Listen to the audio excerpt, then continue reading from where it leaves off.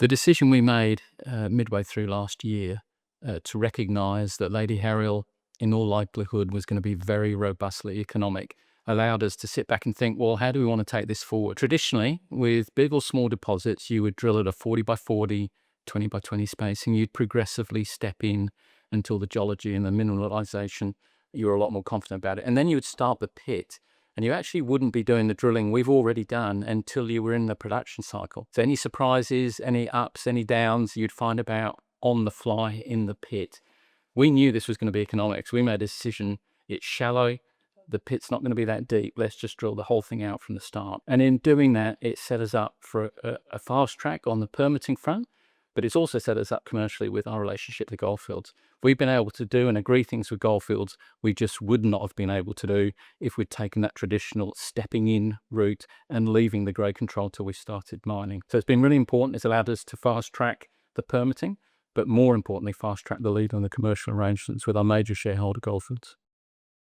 There's two parts to this answer. Firstly, we had to get Goldfields agreement, part of the legal agreement with the ore purchase agreement, where they've said they'll take all the plus half gram material from Lady Herial and process it at their risk at their Lefroy plant, which is about 7 kilometres away. One of the preconditions, one of the conditions precedent, if you like, of that agreement is we had to share all the data with Goldfields. They had to agree to the model, they had to agree to the geological interpretation and the distribution of gold within the model. So we had to do it. The second element of that is it completely de-risks the project. As I said before, you normally wouldn't find all of this out until you're actually mining. So we found out warts and all the issues. In doing this really close space drilling, it's allowed us to pick out the very high grade, which we hadn't been able to do before. It doesn't necessarily mean we'll mine it that way, but the grade of the better grade material is now much higher because of that close space drilling, which gives us the option when we're in the pit to pick and choose whether we mine it like that or whether we bulk it out and take it out at a slightly lower grade. So two really important results. Goldfields have validated our methodology. One, they had to under the legal agreement, but it gives us great confidence that we've done the right thing.